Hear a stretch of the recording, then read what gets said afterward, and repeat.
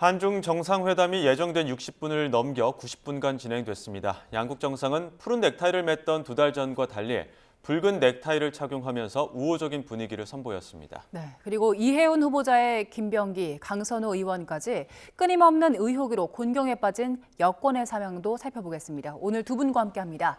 최진 대통령 리더십 연구원장, 조청래 전 여의도연구원 부원장과 함께합니다. 어서 오세요. 안녕하십니까.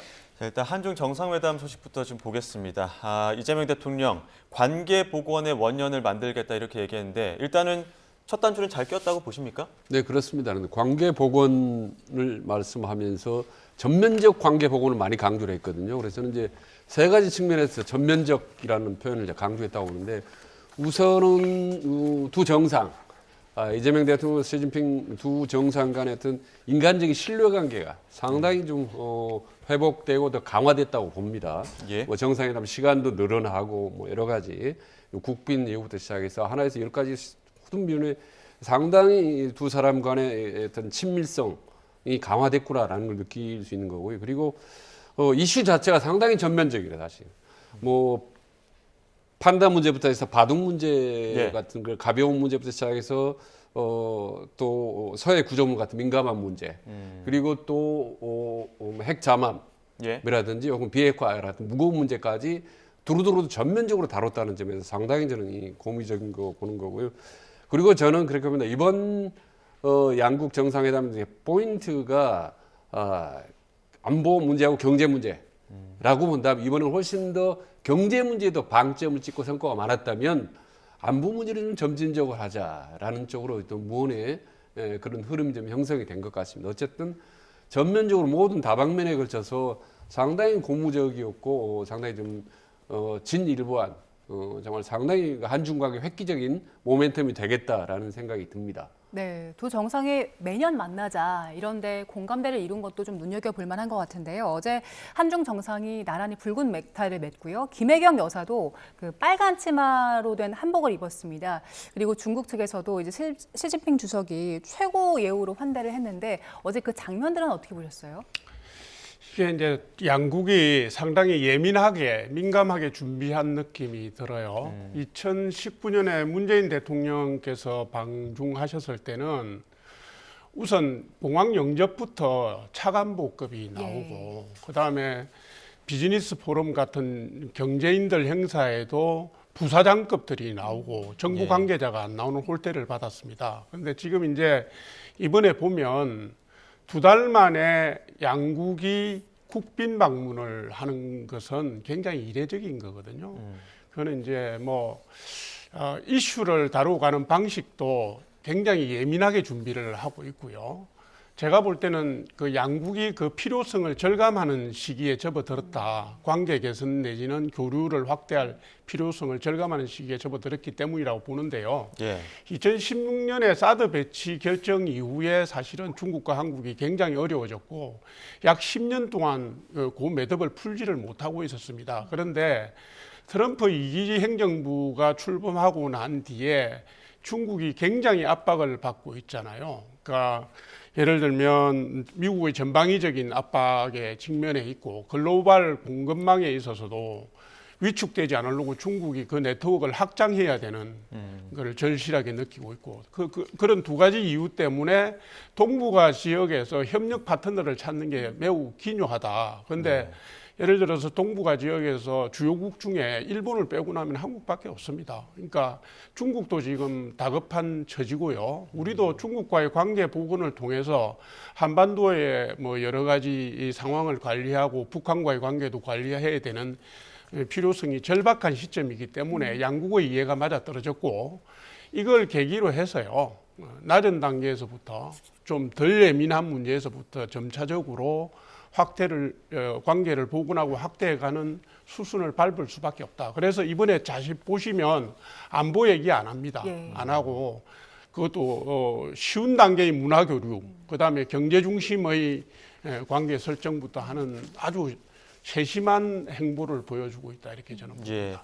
자, 한중 정상이 이번 만남을 계기로 사실상 관계 정상화에 방점을 찍긴 했습니다만 시진핑 주석은 관계 복원 필요성에 공감하면서도 역사의 올바른 편이라는 의미심장한 발언들 남기기도 했습니다. 관련 발언 듣고 오시죠. 경주에서의 정상회담에 여운이 가시기도 전에 주석님의 초청으로 이렇게 빠르게 중국을 국빈 방문하게 돼서 진심으로 뜻깊게 생각합니다. 이번 정상회담은 2026년을 한중 관계 전면 복원의 원년으로 만들 중요한 계기가 될 것입니다. 아울러 한반도 평화를 위해 실현 가능한 대안을 함께 모색하겠습니다. 번영과 성장의 기본적 토대인 평화에 양국이 공동 기여할 수 있도록 해야겠습니다. 应当坚定站在历史正确一边，做出正确战略选择。中方愿同韩方一道，牢牢把握友好合作方向，秉持互利共赢宗旨，推动中韩战略合作伙伴关系沿着健康轨道迈进。 예, 앞서 말씀드린 것처럼 역사의 올바른 편, 전략적 선택을 해야 한다 이런 얘기를 시진핑 주석이 했습니다. 어떻게 보십니까? 동북아 지역의 파트너가 절실하다는 상황 인식에 대해서는 앞서 조 부원장께서 말씀하셨는데 최준 원장님 동의하십니까? 네, 동의합니다. 그러니까 중국이 지금 미국 간의 갈등이 한때 잠깐 우리 에이펙을 중심으로 잠깐 주춤에다 다시 또 격화되는 상황이고 또 일본과 관계도 상당히 좀 여의치가 않습니다. 그런 점에서 중국은 우리나라 대한민국을 다시 우군화하는 게 상당히 중요하다고 그러는 거죠. 그래서 역사의 올바른 편이라고 시진핑 주석이 강조했는데 이거는 주로 중국이 이제 미국의 패권주의를 비판할 때 이제 종종 쓰는 과거에 많이 써왔던 표현이거든요. 아마 이건 트럼프 대통령이 최근에 이제 이 베네수엘라의 마두로 대통령이 체포한 걸 염두에 둔 것 같아요. 그러니까 우리 편 저런 패권주의적 미국의 편에 서지 말고 우리 중국과 함께 가자라는 간접적인 이제 강력한 요구인 것 같습니다. 그리고 거기에는 또 역사 문제를 강조하면 또 일본과 관계. 일본이 과거 2차 세대를 일으켰고 또 같이 우리 중국과 한국을 침략했던 우리가 힘을 합해 싸우지 않았느냐라는 또 메시지를 던졌거든요. 그래서 미국과 일본 너무 치우치지 말고 우리 중국과 함께 가자라는 의미에서 전략협력 동반자 관계가 강조를 한 것 같고 이재명 대통령이 강조했던 구존동의, 구동종이죠, 구동. 그러니까 구할 것도 같은 것 서로 공감대가 이룬 거는 함께 가고 서로 다른 것, 그 존인 그거는 뭐 서로 유지하자라는 건데 말하자면 각자가 한국과 미국과 중국 간의 관계 속에 애매모호한 부분, 핵 문제라든지 북한이나 이런 문제는 서로 간의 입장을 좀 존중하되 경제라든지 문화라든지 이런 부분들을 공감대를 적극적으로 가자라는 점에서 이재명 대통령이 강조한 건데 결국 이 대통령이 강조했던 구동존의 그리고 시진핑 주석이 강조했던 전략적 협력 동반자 관계 같은 의미라는 점에서 여러 가지 전반적으로 또 외교안 문제로 서로 공감대를 형성한 그런 멘트였다라고 좀 봅니다. 네, 두 분 모두 짚어주신 것처럼 어제 그 안보 의제와 관련해서는 뭐 구체적인 이야기는 없었는데 뭐 한반도 비핵화와 관련해서도 공개적인 발언은 없었습니다. 대신에 경제적인 이야기가 많이 나왔는데 일단 경제와 관련해서 기술혁신 MOU 15건 체결을 했고요. 또 한알령과 관련해서는 여전히 중국이 그 한알령 존재 자체를 시인을 하진 않았지만 그래도 이전보다는 좀 유화적으로 바뀐 것 같더라고요. 어떻게 평가하세요? 글쎄요. 제가 개인적으로 볼 때는 중국이 지금 한국과의 관계에서 지렛대를 쓸 수 있는 중요한 것 중에 하나가 한한령이니까 아마 전면적으로 확 풀지는 않을 겁니다. 지금 이게 이번에 두 정상이 만나서 관계 복원을 하고 뭐 소통 채널을 만들고 장관급 뭐 회의를 정례해야 하고 그다음에 축구나 바둑부터 시작해서 혹은 청소년부터 해서 교류를 확대한다 하더라도 이것을 예를 들면 한국의 문화 콘텐츠라든가 이 산업에 전면적으로 장을 열어주는 이 선택은 시간을 갖고 해갈 거라고 보고요. 문은 열었다고 저는 봅니다. 다만 지금 시기적 특징이 이렇습니다. 안보 분야에서 보면 북중러가 유례없이 밀착되고 있는 상황이고 우리 한미일 협력 체제도 공고화되어야 되는 시점입니다. 그래서 안보를 통해서 관계를 풀자고 하면 한중 관계는 안 풀립니다. 한중 관계가 복원된다고 하더라도 중국이 러시아나 북한과의 관계를 포기를 하겠습니까? 할 수가 없죠. 우리도 마찬가지고 지금 중국의 메시지 전달 방식은 주로 이래요. 뭐냐면 은유적이고 역사적 사건, 철학적인 의제를 끌어와서 자기들의 의지를 간접적으로 펴니다. 그러니까 지금 중일 전쟁, 우리 식민지 강점기 끌어와 가지고 우리 함께 그때 일본하고 싸웠지 않냐라고 메시지를 던지는 것은 한미일 협력 체제의 틈을 파고드는 측면이 있습니다. 그래서 이거는 이재명 대통령께서 중국과의 관계 개선이 아무리 급하다고 하더라도 안보 부분에 대해서는 예민하게 지혜롭게 방어를 하면서 우리의 경제적 이해관계, 또 북한과의 한반도 위기관리 문제, 그다음에 서해 구조물 문제라든가 불법 조업 어선 문제라든가 핵 추진 잠수함 문제를 지혜롭게 관철시켜 나가는 그런 기술적이고 전략적인 접근이 필요한 시점이고요. 예. 지금 제가 하루 이틀 볼 때는 이재명 대통령이 그 문제점을 그대로 제대로 인식하고 네. 그렇게 대응하고 있는 게 아닌가 보여집니다. 예. 그 항상 정상 간의 만남에서는 정상 간에 나누는 그 선물에 담긴 의미들도 굉장히 주목을 많이 받고 있는데 많이 받고 있는데 최 원장께서는 어떤 선물 좀 많이 주목해서 보셨어요? 저는 그 핸드폰 있지 않습니까? 예. 네. 그 샤오미 폰으로 그래서 셀카 찍는 거. 예. 이게 상당히 인상 있게 봤습니다. 큰 정상을 만나는데 이렇게 셀카 찍는 거는 좀 드뭅니다, 사실은.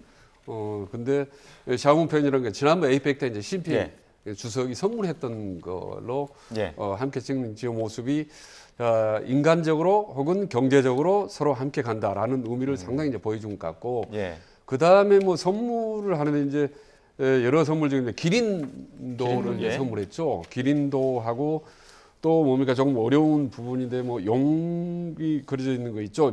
금박으로 된 용문 액자 선물 이런 거 이제 보냈는데 저희가 아시다시피 중국은요 상징성을 되게 중요해요. 예. 네. 그림이 무엇을 상징하느냐. 예.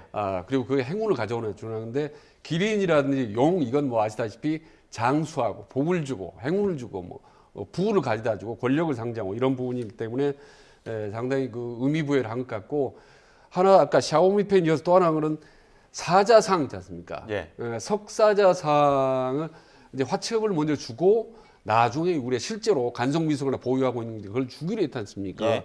이거는 상당히 의미가 있어요. 우리가 힘겹게 일본에서 구입한 거거든요. 석사자상은 아주 이제 고가의 이제 귀한 건데 이게 원래 이제 중국 겁니다. 중국 거서 이제 간송이 이제 죽기 전에 그걸 중국 거이기 때문에 더 좋겠는데 이제 유언에 따라 주긴 했지만은 어쨌든 이 사자상을 선물했다라는 것에 대해서 저는 참 느낌이 있었습니다. 근데 왜냐하면 또 중국이 사자 되게 좋아하거든요. 우리가 왕년에 잠자는 사자였다.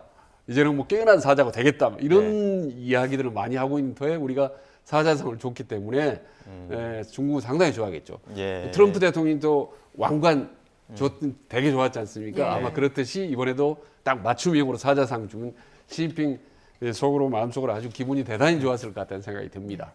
김혜경 여사와 펑리위안 여사가 주고받은 선물도 눈길이 가던데요. 여성의 선물이 돼서 섬세하고요. 세공도 많이 들어가고 해서 사실은 언급을 해서 제가 평가하기는 좀 어려운데요. 저도 요번에 본 거는 가장 인상 깊게 본 거는 기린도였습니다. 잘 아시는 것처럼 기린이라는 동물은 중국 고대부터 상상의 동물이고요. 예. 논어에도 나타납니다. 공자께서 말씀하신 내용이 있어요. 예. 그러니까 성인이 나타나고 세상이 태평해지면 기린이 나타나는데 공자께서 난세의 기린이 나타나서 안타까워하는데 구절이 논어에도 있습니다. 그러니까 지금 말하자면 중국이 이 소강에서 태평의 성세로 나아가는 그 소강 세상을 구현하는 게 중국 공산당의 목표라고 한 게 한 20년 전의 얘기인데요. 예. 시진핑 주석이 들어서고 중국이 태평성세를 맞았다라는 형태로 기린도를 선물한 걸로 보입니다. 이거는 뭐에 비출 수 있냐면 지난번에 트럼프 대통령한테 신라 왕관 준 거하고 비슷합니다. 그러니까 트럼프 대통령이 왕관을 좋아한다면 아마 시진핑 주석은 기린도를 매우 좋아했을 겁니다. 그 의미를 아니까. 예. 저는 그걸 어쨌든, 눈여겨봤습니다. 서로가 기분 좋게 할 수 있는 그런 선물을 교환하면서 정상회담도 조금 유하게 지금 진행이 된 측면이 있는데 국내 정치 이야기도 좀 해보겠습니다. 국내 정치는 조금 어려운 상황들이 이어지고 있는 상황이 있습니다. 민주당 특히 그 공천원금 의혹 파장이 확산되고 있는데 지금 경찰 수사도 본격화하고 있고요. 또 강선호 의원에게 1억을 건넨 혐의를 받는 김경시 의원. 경찰 수사 들어가는데 미국으로 출국해 있더라고요. 이것 좀 어떻게 봐야 됩니까?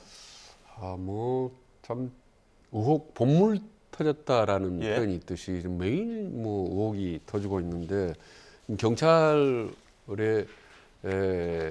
김병기 의원의 부인의 그 수사를 이제 무마했다는 뭐 이런 증언들이 예. 나오는데 뭐 이 수사를 뭐 코칭을 받았다 경찰로부터 뭐 이런 얘기까지 아주 작은 디테일한 부분까지도 속속 나오고 있는데 이 부분은 일단 뭐 경찰이 예.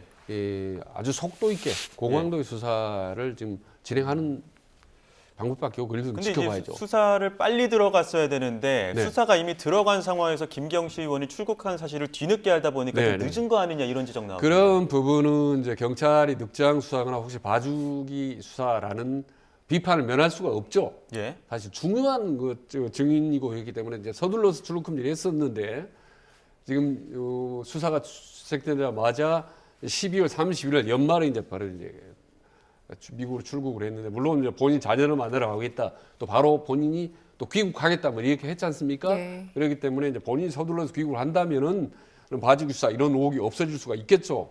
근데 만약에 지속적으로 계속 미국에 머물면서 수사를 기피한다면 상당히 도피적 출국이고 경찰을 봐주기다 이런 비판을 면할 수 없습니다. 예. 근데 빨리 귀국시키도록 종용을 해야 되는 거죠. 예. 예, 경찰의 그 봐주기 수사 논란과 관련해서 김병기 의원이 본인의 그 배우자 수사 지휘하던 동작 서장과 통화를 했다 이런 보도가 나오고 있기 때문에 계속해서 봐주기 수사 논란도 이어질 것 같아요. 아니 지금 말씀하신 거 있잖아요. 김경 예. 의원이 출국하는 거를 경찰이 뭐 수수방관했다. 예. 근데 경찰은 그렇게 얘기를 합니다. 김태우 전 강서구청장이 고발을 한 시점하고 예. 그다음에 김경 의원이 시의원이 출국한 시점이 이틀 사이이기 때문에 자기들이 사건을 접수해서 대응하는 데 시간이 없어서 막을 수가 없었다. 이 얘기를 하는데요. 사실은 작년 10월에 기억하실 겁니다. 불교 신자 3,000명 넣어서 국무총리 김민석 국무총리가 서울시장 경선에 나갈 수 있도록 뒷받침해야 한다라는 녹취록이 공개가 돼서 그때도 김경 의원이 고발을 당했고요. 예. 그다음에 작년 11월에 그 동작구 의원들이 김병기 전 원대에게 3천만 원 줬다는 단원서가 경찰이 전달되었는데 그게 2달 전부터 있던 일입니다. 그런데 지금 이번에 이 사건이 벌어지고 난 뒤에 늦게 뭐 고발을 당해서 우리가 대책을 세울 수 없었다라는 것은 경찰의 핑계고요. 경찰은 수사를 할 의지도 능력도 없다고 저는 봅니다. 뭐 다수 열심히 일하시고 계신 경찰관들한테 뭐 결례가 될지는 모르겠는데 이 사건만 보면요. 예. 경찰이 검찰보다 나은 수사력을 보여주기는 힘들다는 것이고 그리고 정권 실세를 수사할 역량도 능력도 뜻도 없다라는 것을 보여줬기 때문에 네. 이거는 경찰이 뭐 수사를 앞으로 제대로 해야 된다는 게 아니고요. 예. 수사에 대해서 우리가 은밀성과 객관성을 가질 수 없다면 특검으로 가야 되는 겁니다. 원래 민주당이 이럴 때 특검 쓰는 거잖아요. 특검 만능당이 지금 민주당인데 이거는 사태의 심각성을 알고 받아들여야 된다는 예. 생각합니다. 자, 앞서 그 김병기 의원과 관련해서는 배우자 그 카드 유용 관련해서 잠시 말씀해 주셨습니다만 진술을 코치해줬다라는 의혹들이 새로 또 나왔거든요. 이 부분에 대해서는 좀 자세히 설명을 좀 해주실까요? 야, 어떻게 이런 얘기가 나올 수 있는지. 그러니까 김병기 의원이 이제 배우자의 법관 문제를 예. 도와달라고 국민힘의회 예. 의원에게 이제 부탁을 했다는 거 아니겠습니까? 예. 그게 만약 그 의원이 친윤의 핵심 의원, 상대 당의 의원에게 청탁을 했다라는 것이 사실로 드러날 경우 이건 참 도덕적인 문제를 떠나서 법적으로 상당히 문제가 심각한데 그 청탁을 받고 경찰하고 연락을 했는데 경찰이 오히려 역으로 이렇게 얘기하십시오. 그러면은 뭐 이게 무마될 수 있습니다라고 오히려 수사 코치를 해줬다. 이게 만약 구체적으로 입증이 된다면 정말 경찰로서도 상당히 이게 수사의 공정성 문제가 제기될 수가 있는 거죠. 결론적으로 이게 김병기 의원의 부인 수사가 무마가 됐단 말입니다. 예. 그렇기 때문에 이런 청탁이 결국은 다 통했다, 해결됐다라는 그런 이제 결론인 건데 그렇다면 당시의 경찰 수사진이라든지 경찰 서장이나 전반적으로 수사가 확대될 수밖에 없다라는 거예요. 상당히 어려운 국면이 계속되고 있는 것 같습니다. 예. 앞서 조 부원장님께서 말씀해 주신 것처럼 경찰 수사 의지에 대한 지적이 잇따르고 있는 상황인데 특검에 대해서는 어떤 입장이세요? 그러니까 저는 특검에 대해서는 기본적으로 좀 부정적인 입장입니다. 왜냐하면 그 국가 전체 문제와 직결되는 문제고 할 경우는 모르겠지만은 그렇지 않고 지금 김병기 의원 사건 정도로 특검을 한다면 아마 특검할 게 10건에도 넘을 거랍니다. 좀 이미 통일교 특검이 이제 많이 지속되고 있기 때문에 특검 만능주의에 대해서는 상당히 비판적이다. 과거 15개 특검 전부 용두사미로 끝나기 때문에 경찰이 수사 상황을 일단 지켜보고 이게 위험하고 상황이 더 정치권 전체에 이게 반영을 미치는 문제일 경우는 특검을 논의할 수 있지만 그 전에 이렇게 쉽게 여야가 이렇게 특검을 얘기하는 것에 대해서는 저는 대단히 부정적인 생각입니다. 예, 근데 이제 당내에서는 김병기 의원과 관련해서 선당후사 이야기가 계속 나오고 있는데 정작 김병기 의원은 제명당하는 한이 있어도 탈당하지는 않겠다라고 입장을 밝히기도 했습니다. 관련 목소리 듣고 오시죠. 저는 제가 우리 당을 나가면 그걸로 저는 제가 정치를 더 할 이유가 없거든요. 제명을 당하는 한이 있더라도 저는 제 손으로 탈당을 하지 않겠습니다. 그건. 뭔가 소명하고 싶으신 내용이 있나 보다라고 보였습니다. 평소에도 말이 거의 없으신 분이에요. 원래 저희가 회의 같은 걸 해도 말이 별로 없고 예. 의총의 발언도 이게 일종의 인사말도 잘 안 하려고 하시고 예. 일단은 잔뜩 듣고 이제 그다음에 얘기하는 스타일인데 예. 이런 상황에서 유튜브에 나오셨다는 사실만으로도 저는 굉장히 이제 놀랐고 뭔가 이야기하고 싶은 내용들이 있구나. 장철민 의원은 의총에서도 발언을 잘 안 하시는 분인데 뭔가 소명하고 싶은 내용이 있나 보다 이렇게 얘기를 하긴 했습니다만 그거는 이제 당을 나가서도 할 수 있는 거 아닙니까? 장철민 의원이 굉장히 놀라웠다고 얘기했는데 예. 저도 놀라웠습니다. 왜냐하면 저분 실세구나 이런 생각했어요. 일주일도 채 안 됐는데 지금 유튜브에 나와서 이렇게 방어를 합니다. 저게 지금 방어할 문제입니까? 예를 들면 이렇습니다. 아까 그 동작 경찰서의 부인 법화 문제가 뭐 통화한 적 없다 뭐 예. 그렇게 아니 이전에도 얘기했습니다. 김병기 의원대가 이 문제 처음 불거졌을 때 무혐의로 끝난 사안이라고 얘기했어요. 그럼 자기 얘기대로 무혐의 같으면 입증을 하면 됩니다. 간단합니다. 전화기 까면 돼요. 그죠? 예. 이 문제와 관련된 국민의힘 의원이 있다면 수사 과정에서 다 드러날 겁니다. 통화 내역 안 나오겠습니까? 그런데 지금 한 가지도 아니고요. 1일 1건 터져갖고 지금 온 국민에게 정치권 전반에 대한 실망을 안긴 사람이 유튜브에 나와서 뭐 나는 뭐 제명당하는 한이 있어도 내 발로 나가지 않겠다. 뭐 저게 애당심인지 뭐 이재명 대통령 정권을 위한 건지 국민을 위한 건지 모르겠지만 저렇게 철면피하고 염치가 없으면 안 됩니다. 보통의 정치인은 문제가 되면 내가 무죄로 다시 돌아오겠다 하고 나가죠. 저분은 그럴 용기도 없는 겁니다. 그래서 저건 그냥 궤변이고요. 자기 방어일 뿐이라고 봅니다. 네, 그 김병기 의원이 탈당하지 않겠다고 이렇게 버티고 있는 상황에 대해서 민주당은 좀 부담이 될 것 같은데 어떻습니까? 부담이 많이 되죠. 지금 뭐 말씀하셨다시피 뭐 유튜브로 나갈 상황도 아니고 그리고 뭐 제명 당하더라도 탈당을 않겠다라는 표현들은 시청자나 국민들이 볼 때 너무 좀 황당한 생각이 들 겁니다. 왜냐하면 의혹들이 막 계속 김병기 의원 관련된 것들이 연일 쏟아져 나오고 있는 상태에서 저런 태도를 보이는 거 왜 그런지 사람이 좀 급박하면 말이죠. 예. 냉철한 판단을 잘 못하는 경우가 있어요. 그래서 뭐 본인이 아니면 탈당 안 하겠다는 거는 당에 대한 뭐 애당심 이런 걸 뭐 극적으로 표현하려고 하는지 모르겠지만 그 대단히 잘못된 거죠, 사실은. 그래서 저는 이제 정청래 대표가 어떻게 보면 민주당이라든지 뭐 진보진영구에서라도 빨리 뭔가 좀 조치를 취해야 하지 않나 싶습니다. 경찰은 수사 속도를 내고는 있지만 시간이 걸릴 수 있습니다. 근데 당 차원에서 뭔가 빨리 해야 되는 거지. 저렇게 김병기 의원이 어디 가서 얘기하고 마음대로 자기 의사를 표현할 수 있도록 수수방관한다, 방치한다라고 하는 거는 상당히 좀 민주당이나 정 대표가 좀 무책임하다라는 그런 느낌을 줄 수 있기 때문에 빨리 뭔가 조치를 취해야 되는 상황인 것 같습니다. 최진 원장님, 앞서도 특검 회의론을 주장을 하기는 하셨습니다만 국민의힘에서는 지속적으로 이거 특검해야 한다 이렇게 압박을 하고 있습니다. 여야 목소리를 모아봤습니다. 듣고 오시죠. 했다고 한다면 조사하십시오. 그거 다 포함해서 특검하십시오. 김현지 실장 얘기가 나오고요. 대통령이 연결고리게 나오는데 그거 누구로부터 나왔느냐? 민주당 의원 출신인 이수진 의원으로부터 나왔습니다. 당 대표에서부터 수석 최고위원, 김현지 실장까지 다 연결돼 있는 문제입니다. 그런데 이게 어떻게 개별 인사들의 일탈로 볼 수 있습니까? 그리고 이거는 공당의 공천 과정에 돈이 왔다 갔다 한 겁니다. 민주당이 그 좋아하는 특검 받으십시오. 김정재 의원, 그 이철규 의원 통화 나왔을 때는 특검 안 된다는 얘기가 모든 곳에서 다 튀어나오던데요. 중진 의원들 간의 이야기가 나왔던 거잖아요.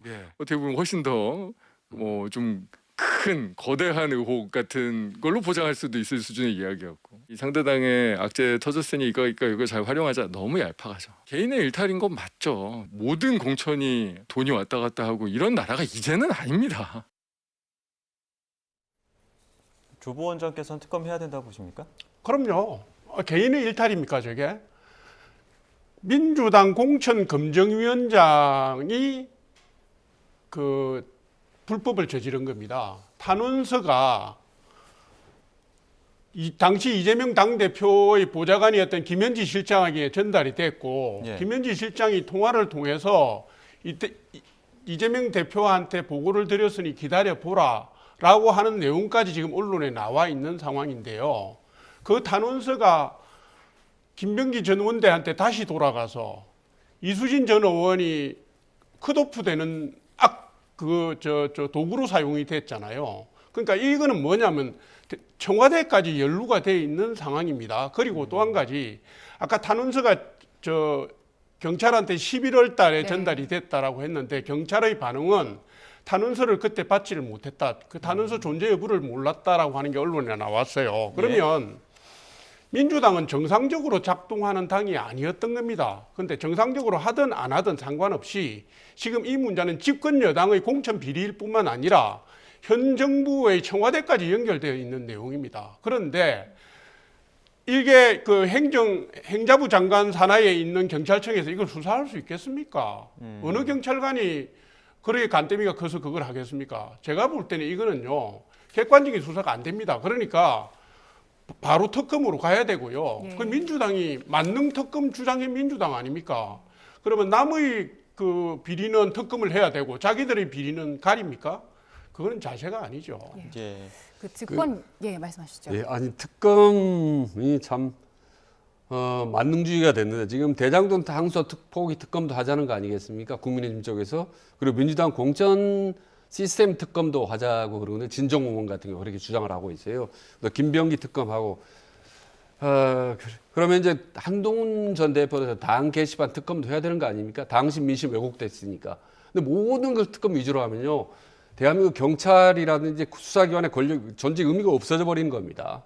사실은. 그리고 특검이 한번 가동이 되면 최소 6개월 정도로 가동이 되고 100억 이상이 소요해야 되고 수사기관이 요원들이 한 150, 200명이 동원돼요. 이렇게 해서 과연 제대로 파헤쳐진 게 얼마나 있었습니까? 15번 중에 제대로 거의 없었어요. 그렇기 때문에 저는 기본적으로 특검에 대해서는 상 비판적이다. 얻는 것보다 잃는 게 너무 많다. 국민들이 또 내년에 그러면 한 특검 대여섯 개로 계속 1년 내내 가야 되겠습니까? 근데 일단 참 한번 보고, 만약 경찰이 수사를 대충 얼버무리 하고 넘어갈 경우는 상당히 아마 본인들이 여론의 비판을 받게 될 거예요. 특히 검찰청이 금년에 이제 해제되면서 다시 모든 권력을 경찰로 넘어가는 와중에 경찰의 수사력 부재나 이런 걸 드러낼 경우는 상당히 비판을 받기 때문에 속도를 낼 수밖에 없다고 보는 거예요. 저는 경찰이 실제로 저는 최근에 보면 매일매일 팩트가 쏟아져 나오는데 보면 상당 부분 경찰 조사가 일교하거든요. 그래서 조금 좀 지켜볼 필요가 있다라는 생각을 저는 합니다. 제가 조금 말씀 짧게 드리겠습니다. 아니 경찰이 지금 못하고 있다는 얘기를 계속하고 있는 거 아닙니까? 작년 10월부터 해가지고 지금까지 아무것도 안 하고 있다는 얘기를 지금 말씀을 드렸고요. 또 한 가지 짚고 싶은 건 한동훈 대표의 당원 게시판 문제는 당내 문제이지 불법의 문제는 아닙니다. 당원들이 게시판에 그 글을 올리는 건 익명으로 올리게 돼 있기 때문에 논란이 되고는 있지만 이게 법의 영역으로 가고 특검을 하고 그런 내용이 아닙니다. 그럼 물타기를 하시면 안 되고요. 그 다음에 3대 특검에다가 상설 특검에다가 지금 2차 종합 특검까지 하는 게 민주당 아닙니까? 우려 묻고 6개월 내내 해가지고 아무것도 안 나오는데 또 종합특검 하겠다 그러면서 지방선거까지 끌고 가는 게 민주당인데 지금 이렇게 중요한 공천 비리 가지고 그렇게 말씀을 하시면 안 된다 저는. 짧게 한 말씀은 예. 내란 같은 정말 국가적인 사태에 대해서는 특검이 필요하지만은 최상병 사태에서 저는 특검에 반대하는 건 한 사람입니다. 그리고 이렇게 걸핏한 모든 사안에 대해 특검으로 가는 것은 저는 바람직하지 않다라고 보는 겁니다. 사실은. 예, 알겠습니다. 네, 자, 저희가 시간이 부족해서 여기서 두 분과의 이야기 마무리 짓도록 하겠습니다. 지금까지 최진 대통령 리더십 연구원장, 조청래 전 여의도 연구원 부원장 두 분과 함께했습니다. 고맙습니다. 맞습니다. 네.